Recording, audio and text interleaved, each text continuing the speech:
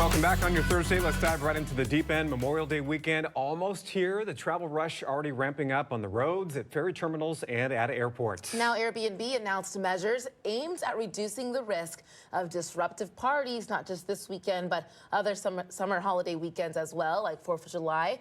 Joining us to continue the conversation this morning is Airbnb's Global Director of Corporate and Policy Communications, Christopher Nulty. Good morning to you, Christopher. Good morning. Thanks for having me. Thanks for coming on. So let's first dive into the numbers. Airbnb took a similar initiative last year as well. How many people across the country were stopped from booking, and how many in Washington state specifically? Yeah, so last year, we think we blocked about 65,000 people from having parties on Airbnb over Memorial Day and July 4th weekends. In Washington state, that was about 1,300. And we did all of this using, a proprietary technology that we've developed that looks at every single reservation to understand the risk that it might present and, the likelihood of it, being a party that would be unauthorized on our platform. Christopher, why did Airbnb start putting policies like this in place in the first place to try to prevent parties from happening? Yeah, one of the best parts about staying in an Airbnb is that it's often in a neighborhood, and it's the best way to experience a neighborhood in a city. And part of staying in a neighborhood is being a good neighbor. And we knew that, if you were living near to someone who was Airbnb-ing their home on occasion and there were parties, it's a really quick way to not want that there anymore. And so we wanted to make sure we were being good, community members, good neighbors. And also, frankly, it's a benefit to our hosts, right? If you're renting out your home while you're on vacation, the worst thing you could ever come back to is someone who just had a big party. And so we do it in large part to also help our hosts and make sure that they're not dealing with unauthorized parties in their homes. Mm-hmm. Well, tell us about the anti-party technology Airbnb is using and how it works. Yeah, so, we use a number of different signals when you make a reservation. We look at the type of listing that you've booked. We look at, when you booked it relative to when you're going to stay. Is it a last-minute reservation? Is it a one-night reservation? Is it, a reservation for a home that's around the corner from where you live? So we look at that and a number of other signals, and, we do a risk scoring. We make a determination from there. This is something that we're really proud of. We piloted and we developed, and, like I said, last year, 65,000 people were blocked from booking alone. That said, there's more than 5 million people staying on Airbnb every night around the globe. And so this is a really small portion of the folks who are booking on our platform, but we think it's really, really important work. Let's look beyond Memorial Day weekend, which is obviously, kicking off tomorrow. Is this system used for other holidays as well? Like, Halloween usually has some big parties, New Year's Eve, that sort of thing?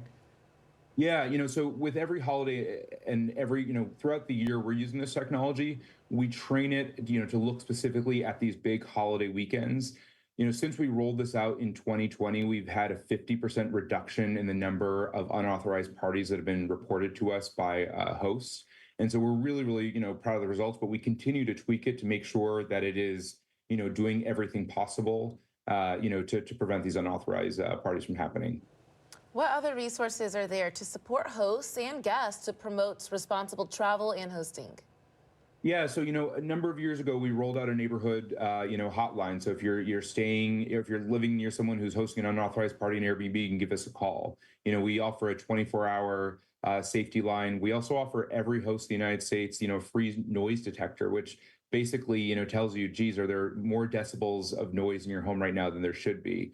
And we also work really closely with law enforcement just to make sure that they have the resources they need when something does happen. But, this is something we take really, really seriously, and we continue to think about, especially ahead of these big holiday weekends. I was going to say, when somebody, makes a booking and, maybe they get through the system and they end up having a party at one of the Airbnb homes, what happens to that person? Do you guys look at the person who made the filing? Do you look at who else might have been staying with them or attending that party? What sort of thing? How does that process work?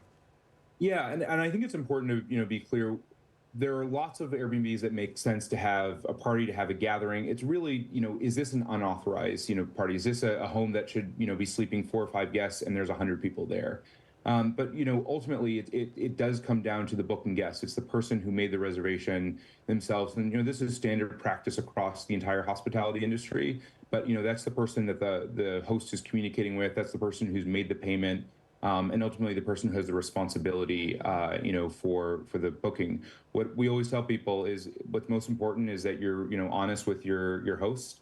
And if you're in town for the weekend because you want to host a dinner party, that's great. And you should tell your host exactly what you're there for.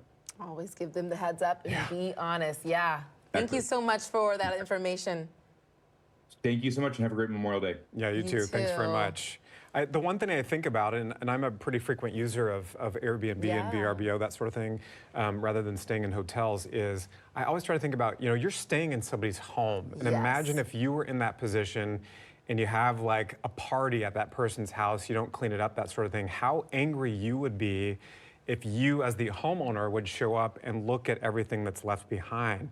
You gotta be respectful of people's property. Gotta respect the pad. Yeah, these new technologies being implemented and rules and guidelines are so important because of the hosts. Those homeowners who are opening up their homes at a cost, but they're opening up their homes nonetheless for you to enjoy.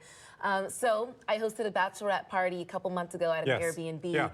And you think about it, a party, house full of girls, we want to have fun, but since it was my name on the booking and my card info, I made sure to have a meeting, a sit-down, serious meeting with the group. I said, hey, don't get your makeup on these towels. Don't leave stuff here, don't leave stuff there. Clean up, be respectful, and everyone followed the rules. Everything turned out fine. It was good. Good. And you had a good time too. We had a good time, but that communication's important with your guests and also the host too. Being honest if something does happen. I think that's a good idea to have a pre